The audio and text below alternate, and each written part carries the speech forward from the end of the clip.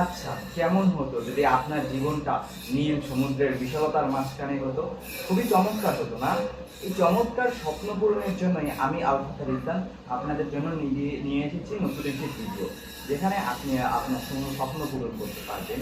সমুদ্র একটি বিশাল পথ, যার মাধ্যমে বাংলাদেশ সহ বিভিন্ন দেশে আমদানি রপ্তানি ঘটে এবং প্রচুর পরিমাণে আর্থিকভাবে স্বাবলম্বী হচ্ছে এই সমুদ্রের মাধ্যমে। আপনি যদি সমুদ্রের বাদশাহ রাজা হতে পারেন, তাহলে আপনাকে জীবনে কেউ ঠেকাতে পারবে না। এখন প্রশ্ন হচ্ছে, কিভাবে সমুদ্রের বাদশাহ রাজা হব? এই সমুদ্রের বাদশাহ রাজা হওয়ার একটাই উপায়, সেটা হচ্ছে মেরিন ইঞ্জিনিয়ারিং। এখন প্রশ্ন হচ্ছে, আপনি কিভাবে মেরিন ইঞ্জিনিয়ার হবেন? এই ভিডিওতে আমি আপনাকে সমস্ত গাইডলাইন দেব মেরিন ইঞ্জিনিয়ার হওয়ার। আচ্ছা, আপনি কিভাবে মেরিন ইঞ্জিনিয়ার হতে পারেন? মেরিন ইঞ্জিনিয়ার হওয়ার দুইটি উপায় আছে। একটা হলো এসএসসির পর মেরিন ইনস্টিটিউটগুলোতে ভর্তি হওয়া এবং এইচএসসির পর মেরিন একাডেমিতে ভর্তি হওয়া। আচ্ছা, আমার ভিউয়ার্সরা যেহেতু বেশিরভাগ এইচএসসি ক্যান্ডিডেট, আমি তাহলে এইচএসসির পর মেরিন একাডেমিতে কিভাবে ভর্তি হওয়া যায় সেই নিয়ে আগে কথা বলবো।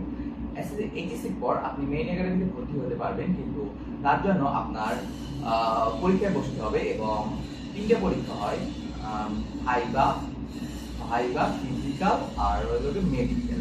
পরীক্ষায় বসার জন্য আপনার ন্যূনতম যোগ্যতা থাকা লাগবে 3.5 এইচএসসিতে এবং এসএসসিতে 3.5 এবং ফিজিক্স, কেমিস্ট্রি,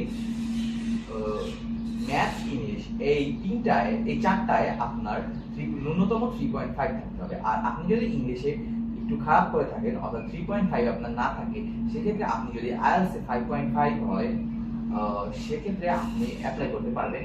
এবং মেইন একাডেমিতে মূলত দুই ধরনের সাবজেক্ট থাকে, একটা হলো মেইন ইঞ্জিনিয়ারিং আর একটা হচ্ছে নটিক্যাল ডিপার্টমেন্ট।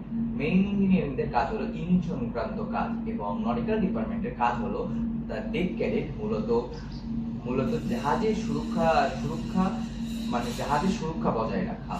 আর আপনি যদি এসএসসির পর মেইন ইঞ্জিনিয়ারিং করতে চান, যেটা আমি করতেছি, যেটা অতটা মানসম্মত না, আমি সবাইকে সাজেস্ট করবো যে এইচএসসির পর মেইন ইঞ্জিনিয়ারিং করতে।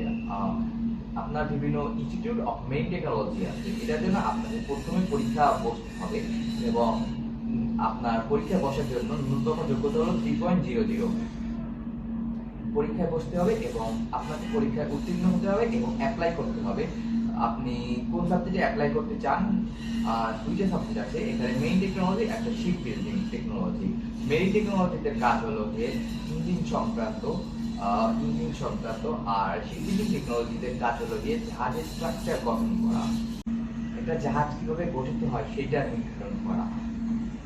এর জব ফিল্ড বাংলাদেশে তেমনটা খুব নেই আপনার, কিন্তু তবে জাপান, কোরিয়া, চীন এইসব দেশে এর ডিমান্ড প্রচুর।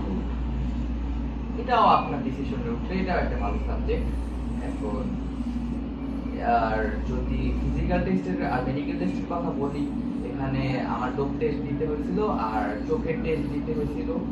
চোখে 6/12 হইলেই হয়, আর ডোপ টেস্টে নিকোটিন মুক্ত থাকতে হবে, আর হাইট 5 ফিট 4 ন্যূনতম থাকতে হবে।